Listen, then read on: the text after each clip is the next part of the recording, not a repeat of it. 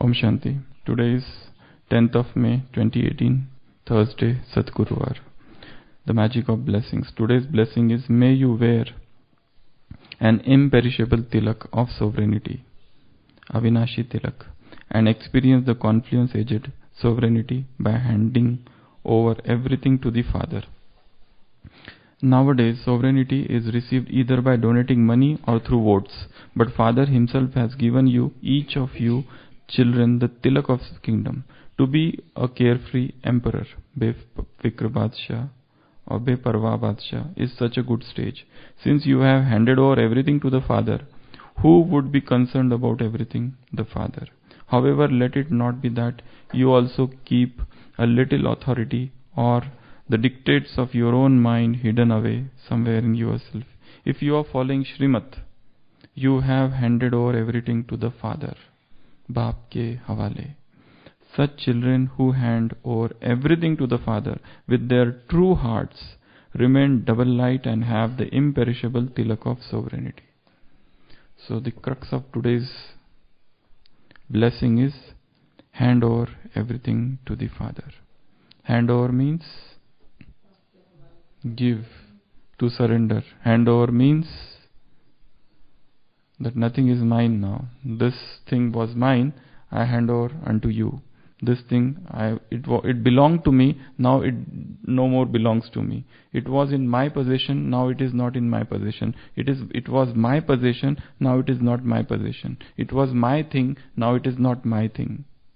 I have given it away. It is no more with me. So this feeling that I have handed over, surrendered, given up, it is not everything is yours. It is not just about things. It is not about things.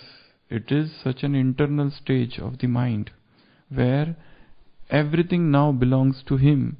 And outside, there are two phases of this handing over.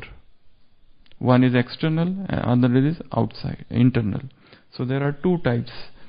One is external, another is internal. External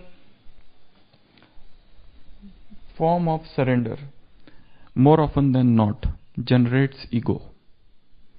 Because a person, for example, he is a devotee here, okay, he does bhakti, and he is very proud of his bhakti. Now this bhakti comes in Gyan, okay, and he surrenders, and he hands over everything. So now this ego of bhakti gets transformed into ego of surrender. If this was a devotee.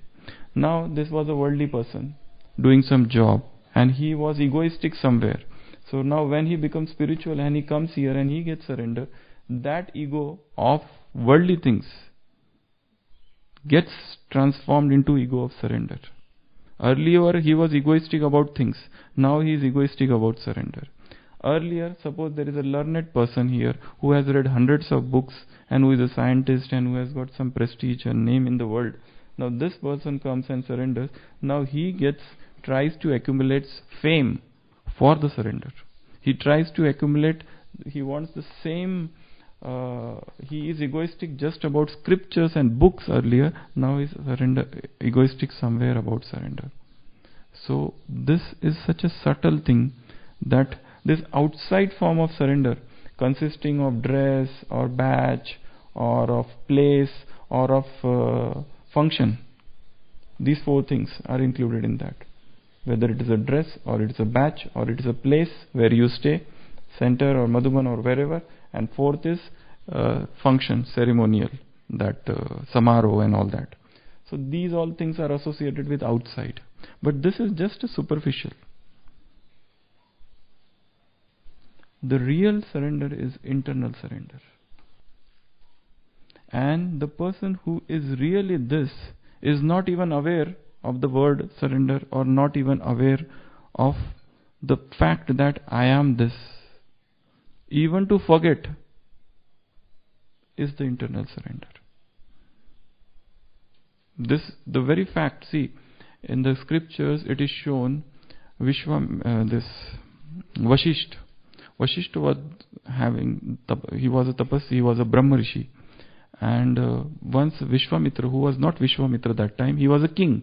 He comes to his ashram and he is amazed, astounded to see such a peaceful atmosphere of that ashram, that monastery. He finds that how the goat and how the cows are staying with the lion, and so much ahimsa here. So he is stunned to see all that. And then they are served food. And he is amazed to find such a delicious food, and he inquires, where from you got this food? And he gets to know that it is Nandini, the daughter of Kamdenu. So, that daughter of Kamdenu. So he says that I want this Nandini. So, he says, Vashishta says that you can't get her. You will have to do sadhana and you will have to do tapasvi. So he says, no, now this Vishwamitra, he is a very egoistic person. So he says that I will become a tapasvi like you. Okay, so now why he has started the path of tapasya? Because he want to excel somebody. That's why he started tapasya. So first he starts his tapasya and he becomes a Raj Rishi.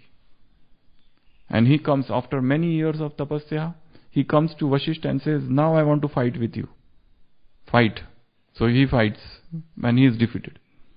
And now Vashishta says, still now you have yet not become Brahma Rishi. You have just become Raj Rishi.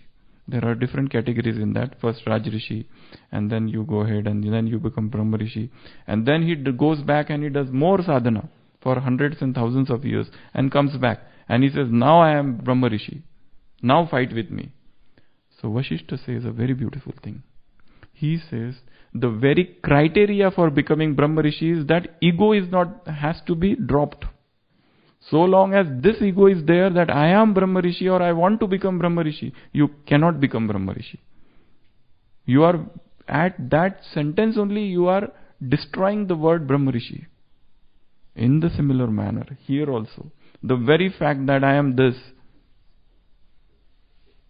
I have given up everything for him, everything is now his, the very statement is against surrender. The very statement is going against surrender. Just as he was saying, I am Brahma Rishi, now fight with me, now give me back my Nandini.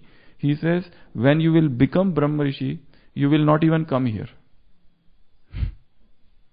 When you will become Brahma Rishi means all desires are gone. You will not want Nandini. And then he goes back and then he does great sadhana and he never comes back. That time Vashishta goes to him and says and declares in front of the world, now you are Brahma Rishi.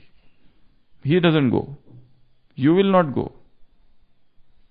It is not something a pad to be achieved for safety or for some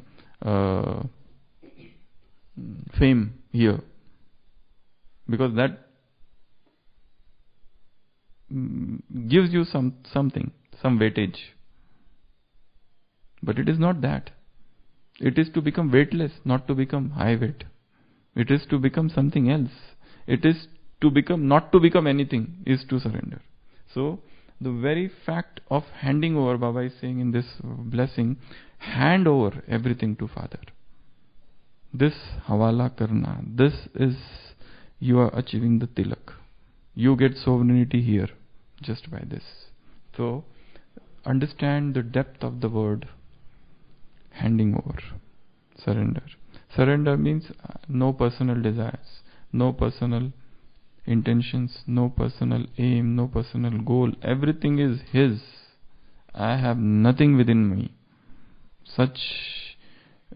When you empty yourself of I, there is only one surrender of I. This is the only real surrender. Rest all surrenders are superficial.